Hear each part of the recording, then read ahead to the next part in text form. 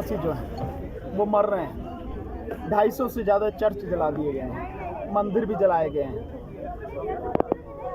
हजारों घर जला दिए गए हैं, करीब 300 से ज़्यादा लोग मारे गए हैं। वो कौन हैं? हमारे अपने भाई बहन, हमारे अपने बच्चे हैं, इस देश की संतान है। क्या प्रधानमंत्री के पास 5 मिनट का समय नहीं है बोलने के लिए? क्या प्रधानमंत्री के पास में एक दिन नहीं है मणिपुर जाने के लिए ताकि वहां जाके उस समस्या का समाधान कर सके? और कोई भी इस बात को कैसे गले उतार लेगा कि इसमें सरकार शामिल नहीं है, कि वहां पर जो हथियार हैं लोगों के पास, जो बीजेपी समर्थित लोग हैं, जो आरएसएस के लोग हैं, उनके पास जो हथियार हैं, पुलिस के हथियार हैं, प्रशासन से छीने गए हथियार कहां से आ रहे हैं?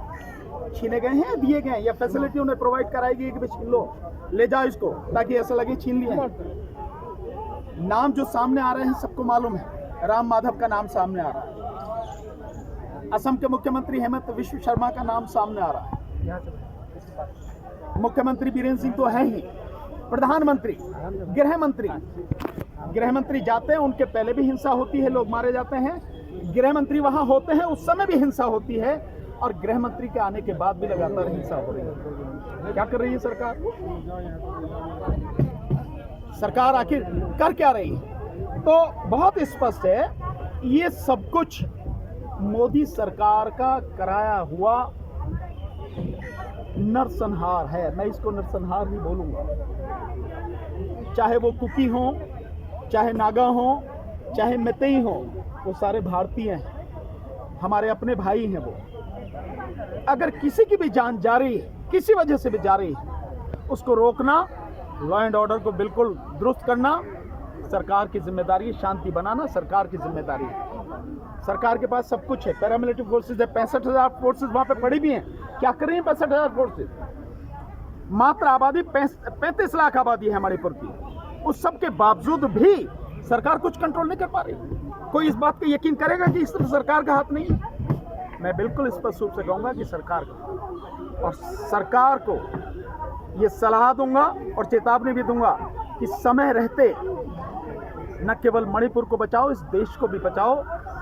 ये देश तुम्हारी करतूतों से बहुत बुरी स्थिति में पहुंच गया। सरकार को सोचना चाहिए, और सोचना नहीं, काम करना चाहिए, ताकि मणिपुर में शांति व्यवस्था बहाल। सर, कई लोग ऐसे भी देख रहे हैं इसको कि 2024 के जो चुनाव है उसकी पटकथा लिखी जा रही है, कैसे देखते हैं इसको? बिल्कुल हो सकता है, अगर सरकार बोल नहीं रही है और जिस तरह से वो धर्म के नाम पर, संप्रदाय के नाम पर लड़ाती है, कत्लेआम करवाती है। आप उत्तराखंड का उदाहरण तो भूले नहीं होंगे, किस तरह से मुस्लिम समाज के लोगों की दुकानों को, घरों को बाकायदा निशान लगाया गया, उन्हें निशाना बनाया गया और उन्हें वहां से भगाया गया। किसकी सरकार है उत्तराखंड में? बीजेपी की सरकार। मणिपुर में किसकी सरकार है? बीजेपी की सरकार। ये प्रधानमंत्री नरेंद्र मोदी के बनाए हुए लोग हैं जो वहां पे उत्तराखंड में, जो मुख्यमंत्री कौन, हारने के बावजूद भी अगर उसको बनाया है तो किसने बनाया? मोदी ने बनाया।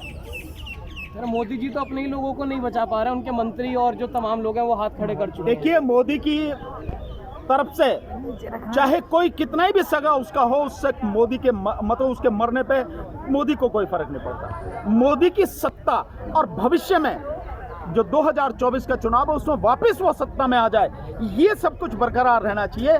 मोदी का केवल इतना ही मकसद है, इसके अलावा कुछ नहीं है। पूरा देश तबाह हो जाए उससे कोई फर्क नहीं पड़ता,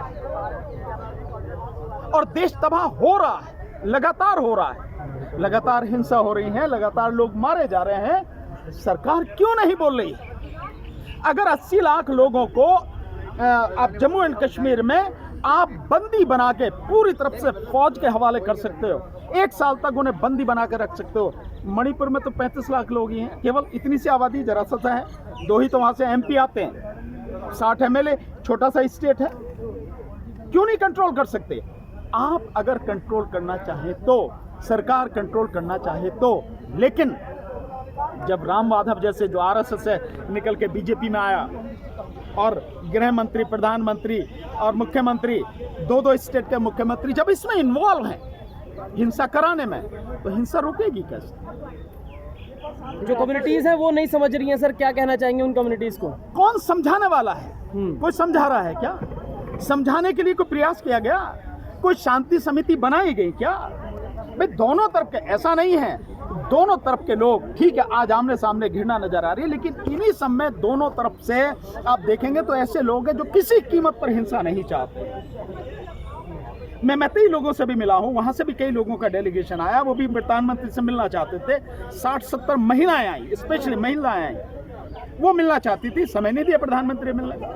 और आप देख रहे हैं कि जो 10 विपक्षी दल हैं वो भी मिलना चाह रहे हैं, प्रधानमंत्री से समय लेने का प्रयास कर रहे हैं। अभी तक प्रधानमंत्री समय नहीं दिया। क्यों नहीं समय दिया? क्या दिक्कत है प्रधानमंत्री को? ऐसा क्या काम करे प्रधानमंत्री? विदेश दौरे पे है प्रधानमंत्री। विदेश दौरे पे तो अब गए 21 तारीख से, 21 से 24, वो आज खत्म हो जाएगा, कल यही होंगे प्रधानमंत्री। इससे पहले क्या था? इससे पहले समय नहीं था मन की बात करने के लिए। अगर प्रधानमंत्री के पास समय है तो और जो जरूरी काम है, मन की बात से ज्यादा जरूरी काम है ना, मणिपुर की हिंसा रोकना, वहां पर खून खराबा रोकना, लोगों में विश्वास जगाना, शांति व्यवस्था बहाल करना, प्रशासन को बहाल करना, किसकी जिम्मेदारी है? गृह मंत्री जो अभी विपक्षी दलों की मीटिंग कर रही है, मतलब मणिपुर के इशू पर आज मीटिंग है। किन की है मुझे तो पता नहीं। विपक्षी दलों की मीटिंग कौन से विपक्षी दल कौन से हैं? जो यहाँ की विपक्षी दल हैं या मणिपुर वाले विपक्षी दल हैं? तो उनसे मीटिंग करने से क्या होगा?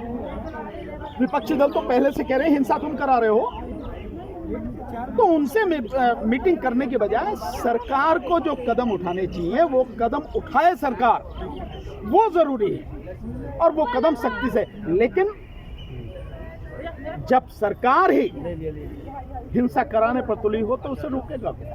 एंटी कन्वर्शन बिल के लेटेस्ट अपडेट पाने के लिए हमारे चैनल क्लाउड न्यूज को अभी लाइक करें, सब्सक्राइब करें और बेल आइकन दबाना बिल्कुल ना भूलें।